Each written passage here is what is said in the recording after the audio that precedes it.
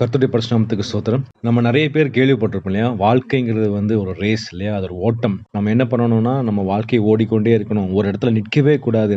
எதற்காகனா, நம்ம ஒரு பொருள சேர்க்கணும். ஒரு சம்பாத்தியத்த சேர்க்கணும். அத சேர்த்துட்டு நம்ம என்ன பண்ணிடுறோம், அதுக்கப்புறம் நம்ம ரெஸ்ட் எடுக்கலாம். இல்ல அதுதானே சொல்லுவாங்க. நம்ம தான் ஒரு லெக்க வச்சுக்கணும். நெறைய பேர் சொல்லுவாங்கல்ல, நான் இவ்வளோ பணம் சேர்த்துட்டு நான் ரிட்டயர்ட் ஆயிருவேன். அதுக்கப்புறம் அந்த பணம் என்ன காப்பாத்தும். ஸோ அந்த மாரி இந்த வாழ்க்கைய அவங்க எப்படி பார்க்குறாங்கன்னா, நாங்க பிறந்தோம். அந்த பிறந்ததுக்கான ஒரு வாழ்க்கை எதுக்காகன்னா, நம்ம ஒரு குறிப்பிட்ட இலக்க அடையணும். சில பேர் நான் இந்த இடத்துல ஒரு பெரிய ஸ்டார் ஆகணும். நான் ஒரு கிரிக்கெட்டர் ஆகணும்.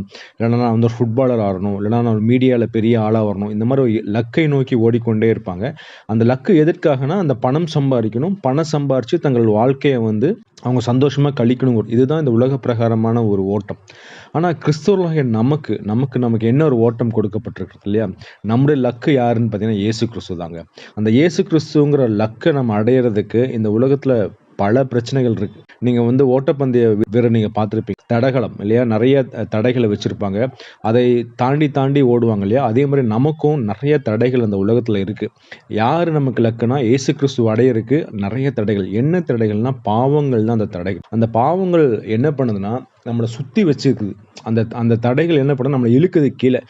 நீ இயேசு கிறிஸ்துவை போல மாறாம இருக்கறக்கு சாத்தான் என்ன பண்றான், நம்மள சுத்தி நெறைய ஒரு தடைகள வைத்து, நம்மள எப்படியாவது விழ வச்சிரலாமான்னு சொல்லி ஒவ்வொரு நாளும் பார்த்து கொண்டே இருக்கிறான். ஆனா நம்ம என்ன பண்ணணும்னா, அந்த தடைகள பார்த்து பயந்துறக்கூடாது. நீங்க ஒரு ஸ்போர்ட்ஸ்மேன் பார்த்தீங்கன்னா, அது ஒவ்வொரு நாளும் அவர் என்ன பண்ணுவாரு, ட்ரை பண்ணி என்ன பண்ணுவாரு, ஒரு நாள் அவர் அந்த பதக்கத்த அடைவார். அதே மாரி தான் நம்மளும் இயேசு கிறிஸ்துவை நோக்கி நம்ம ஓடிக்கொண்டிருக்கிறோம். நம்ம பாவத்துல விழுந்துட்டோம்னு வச்சுங்களேன், அந்த இடத்துல அப்படியே இருந்துறவே கூடாதுங்க.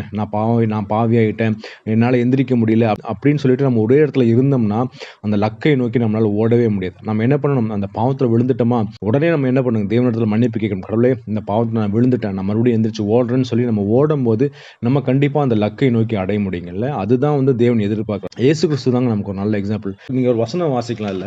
நீங்க எபிரேயர் 12:1 நீங்க பார்த்தீங்கன்னா, ஆகையால் மேகம் போன்ற இத்தனை திரளான சாட்சிகள் நம்மை சூழ்ந்து கொண்டிருக்க, பாரமான யாவற்றையும் நம்மை சுற்றி நெருங்கி நிற்கிற பாவத்தையும் தள்ளிவிட்டு, விசுவாசை துவக்குகிறவரும் முடிக்கிறவருமா இருக்கிற இயேசுவை நோக்கி நமக்கு நியமித்திருக்கிற ஓட்டத்தில் பொறுமையோடே ஓட கடவோம்.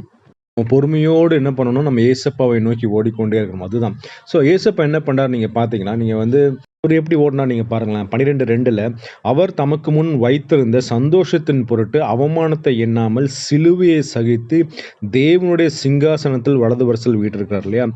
இயேசு கிறிஸ்து நீங்க பார்த்தீங்கன்னா, நீங்க வசனம் 3ல வாசினா, ஆகையால் நீங்கள் இளைப்புள்ளவர்களாய் உங்கள் ஆத்துமாக்களில் சோர்ந்து போகாதபடிக்கு தமக்கு விரோதமாய் பாவிகளால் செய்யப்பட்ட